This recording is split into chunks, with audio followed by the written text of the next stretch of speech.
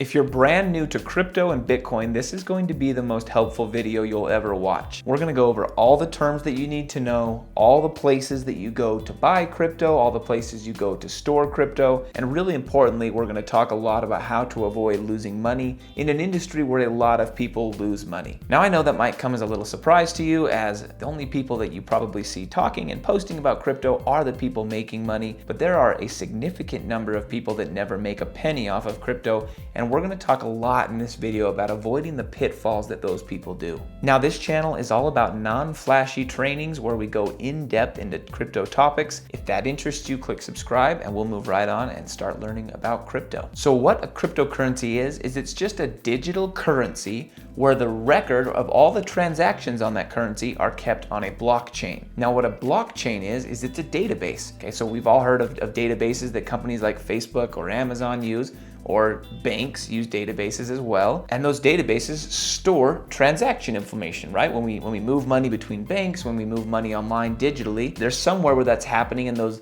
transactions are being recorded. Well, in the crypto world, that happens on what's called a blockchain, which is a public ledger. And that brings us to the word decentralization. So typically with a company like Visa, let's say, or Chase Bank, or the US Federal Reserve, right? Any kind of transactional information is stored on a centralized server, right? So Chase Bank has a centralized server that they control and they own as they're moving money back and forth. Well, with most cryptos, and particularly Bitcoin, it's a decentralized server, meaning there isn't one single server that's kind of running all this. Instead, it's thousands or even hundreds of thousands of servers or computers that are all storing this information and validating these transactions as they occur. Now, in Bitcoin's case, every single time someone wants to make a transaction and move Bitcoin, all the computers on the network have to validate that transaction, validate that they truly are the owners of that crypto, and they have the right to be able to send that crypto to another Bitcoin wallet. So because Bitcoin is decentralized like this, there's no one that's in charge of Bitcoin, right? There's no one that controls Bitcoin. Instead, there's hundreds of thousands of these decentralized servers, also known as miners,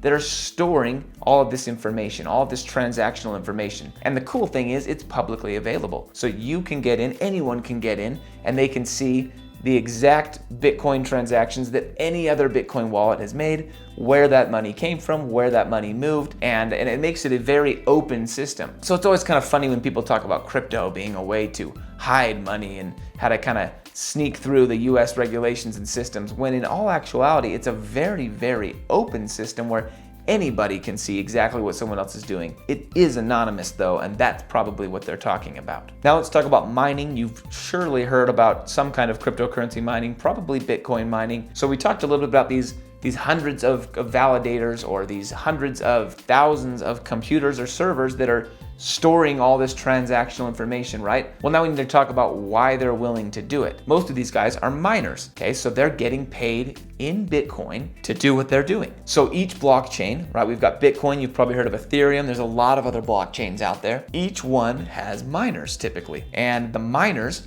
are the people that are doing all the work to validate and kind of run this blockchain, and they get paid in that crypto. Now, in terms of this software, you can download something straight onto your computer. There's a link down below to something called Kudo Miner, which is a very easy software you can download straight to your computer, and you could start using your computer's resources to mine Bitcoin right now. Now, I'll be honest, it's become a lot more competitive. There's a lot more people doing it, and you probably won't make very much, but it is kind of cool to bring in some simple, cheap, free, passive income using just your computer's resources. It's also important to note that mining is how new cryptos come into existence. So currently there's roughly 18 million Bitcoins out there. Total, when it's all said and done, there'll probably be closer to 21 million. That means that there's about 3 million more Bitcoins to be mined and brought into the Bitcoin ecosystem. Now, without getting into too many details about how mining works, just understand that these miners are helping create this decentralized system, and in return for that, they're getting paid for doing so. So we know how new crypto is created. It's done through mining, okay, which is basically offering your services or your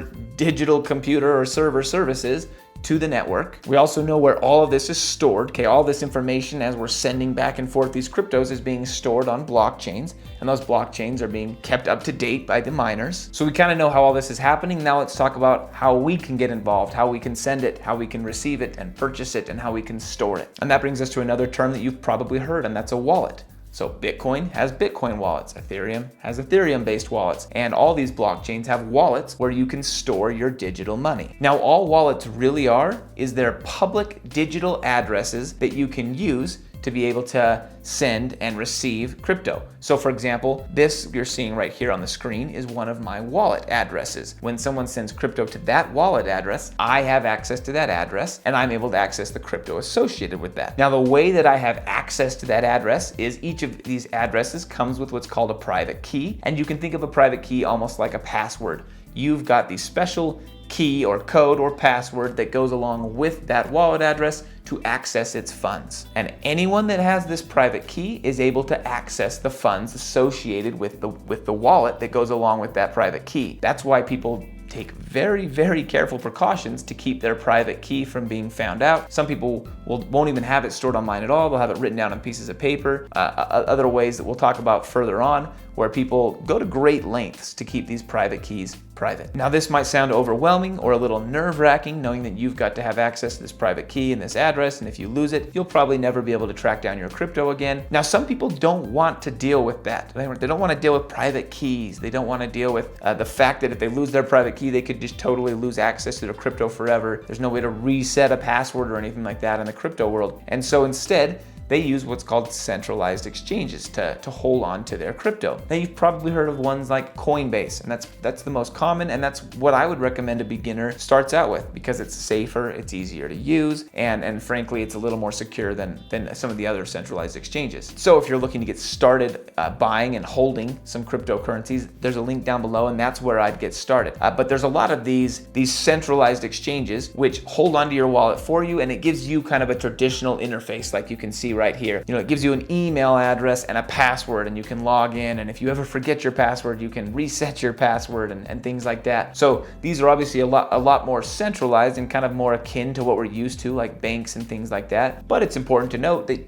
our private keys that we've talked about are being held by these institutions, and technically they could do something. They're the ones that have true authority over that crypto. So it's kind of a give take. You could use these centralized places, and that means that you're probably not going to lose it by losing your password or something like that. But there are still some risks, and a lot of people in the cryptocurrency world like to hold 100% responsibility over their crypto and over their wallets, and they can do that just by having an address associated with a key. But there's risks to that as well. For example, this person right here we're showing on the screen lost literally billions of dollars because he lost his private key, which gave him access to his address. So the address is public knowledge. We all know that address has access to billions of dollars, but no one can access that Bitcoin because now there's no one left that has the private key. So right now there's all this crypto out there, right? Let's zoom back in on Bitcoin. There's millions of Bitcoins out there. How do we get access to that Bitcoin? How do we buy it? How do we sell it? That's where these exchanges come in again. We talked a little bit about these centralized exchanges where they actually allow us to store our crypto inside of these wallets that they've created for us. But these are also exchanges, meaning that they're places where you can go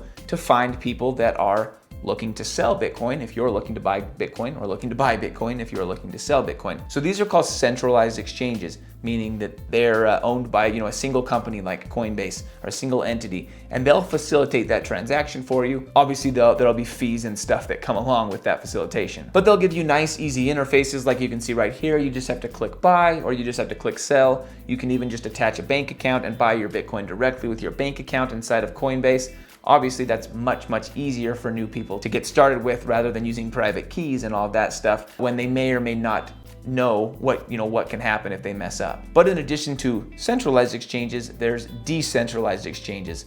One of the big ones is called Uniswap. You can see that on the screen right here. It's a very simple website where you can connect your wallets using typically Chrome browsers, and you connect your wallet and then you're able to make swaps on a decentralized exchange. This means there is no one organization that owns or dominates this. It's just out there. The exchange will go out there and it'll find somebody else looking to do the reverse of what you're doing, and it'll facilitate that whole thing, but not being controlled by one central company. Now, most people that are looking to get into the world of crypto, they start on these centralized exchanges because it's easy to take the money you have, right, the US dollars or the Great Britain pound, and convert those into whatever crypto that exchange offers. So we could use Coinbase to convert into Bitcoin or Ethereum, and then we can move that Ethereum, we can send it to our wallets, and then we can start using decentralized exchanges from there if we would like. So we've talked a little bit about mining and how that idea, how we're all keeping a ledger and these decentralization of this ledger. But what if this technology, right, that we're using very specifically for money in this case, especially with Bitcoin, right, we're using it very specifically just for money. What if we could take that same idea and that same blockchain idea and decentralized database idea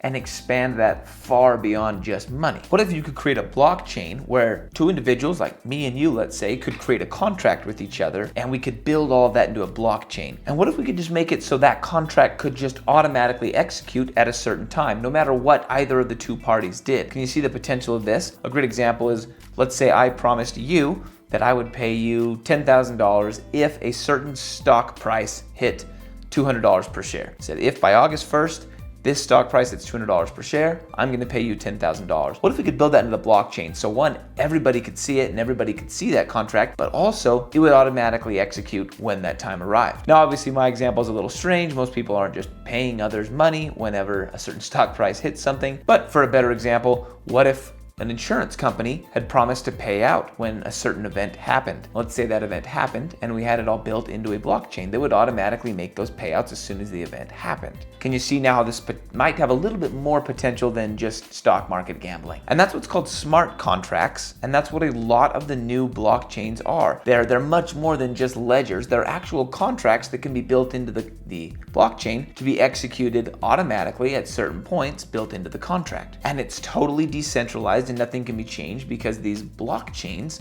right, don't have one central figure that owns them and controls them. Now let's talk about what this means for you who's just interested most likely in making some money off crypto. Obviously there's a ton of cryptos out there and a lot of them, like we've just talked about, have different applications and different uses in different scenarios of the world. You as a beginner don't have to understand how all this tech works. It's going to be important as you start making decisions on which cryptos to buy, but in terms of getting your first few purchases under your belt, you can go to a centralized exchange like Coinbase. Like I mentioned, there's a link to Coinbase down below, and you can start there where there's access to nearly 50 cryptos. You can easily convert whatever your money in your bank account is into the crypto world money and then start using it to buy and hold your crypto all within Coinbase. And in terms of centralized exchanges, they're very, very easy to use and very secure. And the goal of most people right now is not to be using crypto in their daily lives. It's to be holding crypto in hopes that the value of that particular crypto goes up. And what makes the value of a particular crypto go up in the long run is more people using it, more people talking about it, and more hype around it, to be frank. Now we're gonna throw a link right here to a video that shows you some of my favorite current cryptos, the ones that I'm buying and holding in my portfolio. But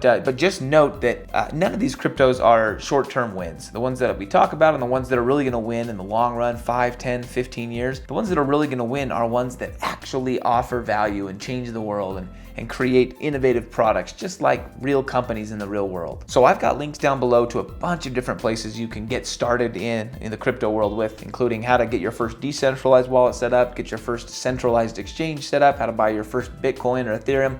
All of that will be in links down below, as well as companies and products that I recommend for beginners. And again, if you're looking to get into crypto, but you don't like all the hype and all the flash that you see in the crypto world, this is a great channel for you where we kind of just sit down and talk about it. So don't forget to subscribe.